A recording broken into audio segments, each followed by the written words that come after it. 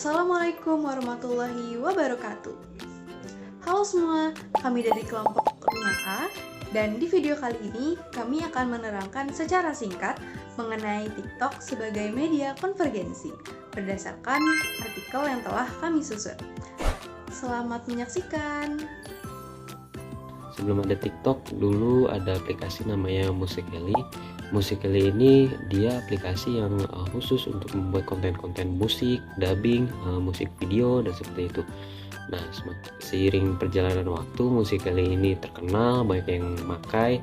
Nah, lalu pada September tahun 2016, muncullah aplikasi TikTok yang dikembangkan oleh developer asal Tiongkok. Nah, TikTok ini sebenarnya dulu sama kayak Musical.ly, dia konten-konten video musik pendek, pokoknya bikin video yang basicnya tuh kontennya musik.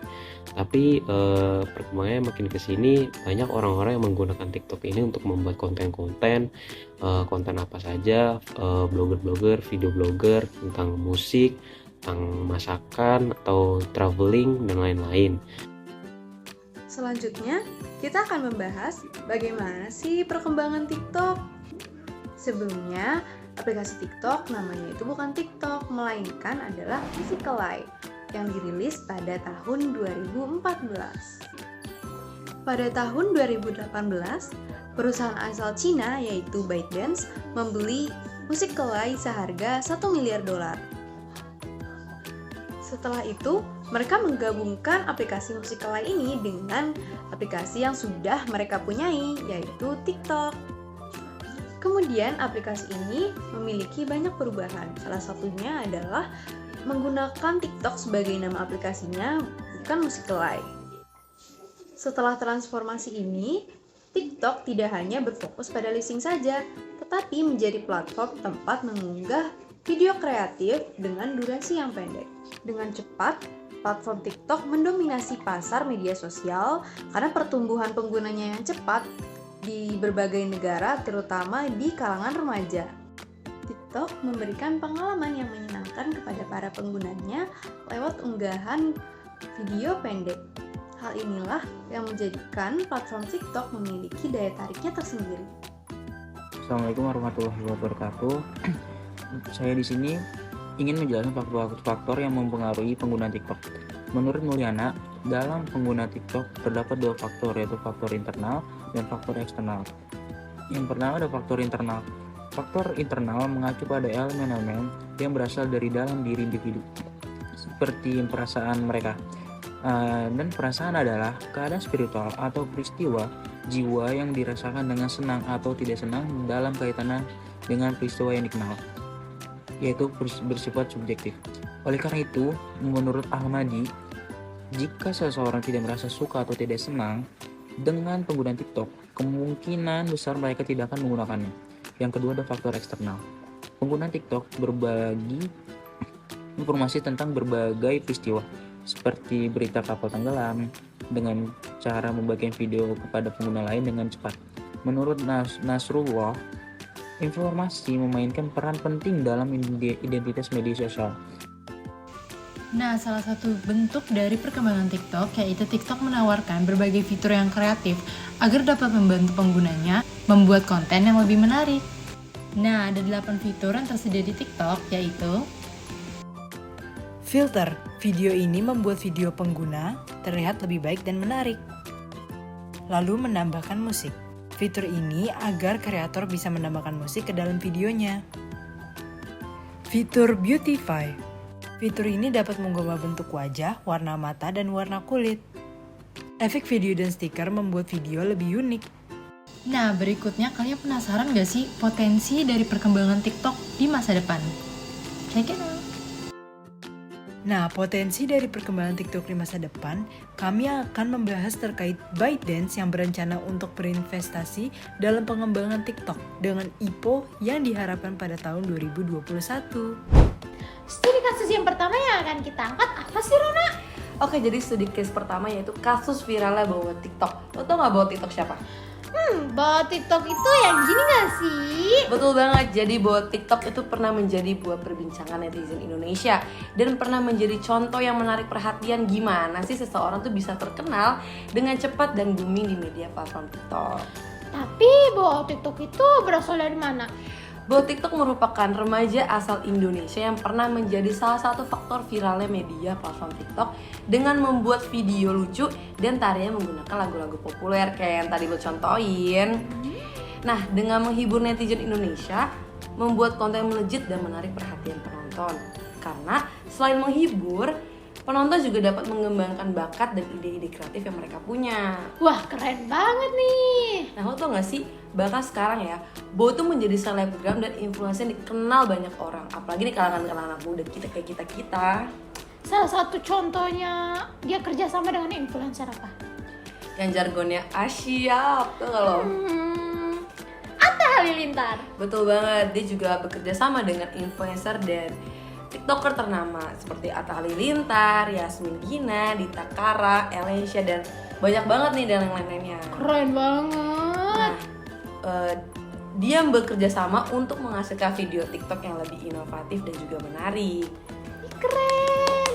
Tapi ya pada tahun 2018 ini Bo tuh pernah dihujat dan dibully habis-habisan oleh netizen karena kontennya dikatakan alay dan pernah mengadakan meet and greet dengan harga 80.000 yang menurut netizen tuh mahal banget loh. Karena menurut netizen dia nggak seartis itu. Iya sih. Tapi pada tahun 2021 Bo kembali viral nih setelah menghilang beberapa lama waktunya dan ia membuat video kreatif di TikTok dan berhasil masuk ke FYP. Nah, meskipun Bo sempat mengalami masa sulit, tetapi ia berhasil bangkit dan tetap eksis di dunia maya. Dengan kreativitas dan keunikan dalam membuat video TikTok, membuatnya menjadi viral dan terkenal di kalangan masyarakat. Nah, selain dari kasus viral Bo TikTok, kira-kira apa lagi nih studi kasus yang lagi viral di TikTok? Aku ada satu nih, yang baru viral-viral banget. TikTok Shop. Bener banget, TikTok Shop pertama kali muncul di Indonesia pada tanggal 17 April 2021. Fitur tersebut merupakan sebuah sosial e-commerce inovatif yang dapat menjangkau para produsen, konsumen, dan kreator, serta menyediakan pengalaman berbelanja yang mudah, murah, menyenangkan, dan nyaman. Betul apa betul nih? Betul banget, dengan adanya TikTok Shop ini ngebuat kita lebih gampang nih. Dan juga promo-promo yang ditawarkan juga gede-gede banget. Nah, selain itu TikTok Shop memungkinkan para pedagang untuk memasarkan barang dagangannya secara langsung di dunia maya. Tetapi TikTok Shop sering memiliki dampak negatif bagi beberapa pedagang yang tidak dapat menggunakan aplikasi tersebut. Apa tuh contoh dampak negatifnya? Persaingan tidak sehat, penjualan yang menurun di outlet offline, pengunjung yang datang lebih sedikit di outlet offline, dan penyebab pasar sepi. Berarti ada pro kontra juga nih ya? Ya, betul banget. Penutupan TikTok Shop menimbulkan pro dan kontra di tengah masyarakat. Aku bakalan nyebutin satu pro dan satu kontra, karena kalau kebanyakan gak bakalan cukup nih. Nah, pronya, penutupan TikTok Shop dianggap bisa membantu usaha mikro kecil dan menengah, terlebih sejauh ini dianggap punya andil membuat produk lokal menjadi sepi. Betul. Nah, Kontranya apa? Kontranya, banyak artis yang merasa kesulitan mencari penghasilan setelah TikTok Shop ditutup. Meskipun penutupan TikTok Shop menimbulkan pro dan kontra, namun pemerintah menganggap bahwa penutupan social commerce merupakan bagian dari penataan agar persaingan usaha yang lebih sehat. Tapi sayang banget TikTok Shop telah resmi ditutup di Indonesia pada tanggal 4 Oktober 2023 pukul 5 waktu Indonesia Barat. Nah, kita udah menjabarkan 2 studi kasus nih. Selanjutnya kita akan masuk ke kesimpulan. Baik, pada penelitian studi kasus ini, peneliti menggunakan metode penelitian kualitatif. Kami menggunakan metode penelitian kasus karena paling relevan untuk menganalisis serta meneliti studi kasus menggunakan data yang faktual. Nah, pada studi kasus bahwa TikTok menjadi salah satu sosok yang viral di aplikasi video pendek TikTok pada tahun 2018. Namun, tidak bisa dikatakan bahwa menjadi pengaruh utama dalam popularitas TikTok.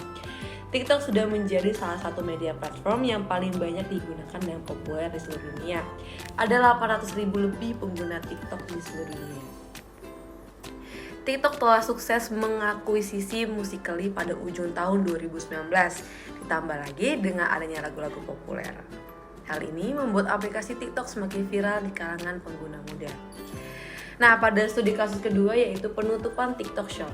Menteri Perdagangan Zulhas mengatakan bahwa penutupan TikTok Shop dilakukan untuk kepentingan UMKM dan industri dalam negeri. Meskipun penutupan TikTok Shop menimbulkan pro dan kontra, namun pemerintah menganggap bahwa penutupan sosial e-commerce merupakan bagian dari penataan agar persaingan usaha lebih sehat. Nah, bukan hanya kalangan anak-anak muda saja nih yang tertarik untuk membeli barang TikTok Shop, tetapi banyak kalangan orang tua juga yang membeli berbagai macam kebutuhan di platform ini.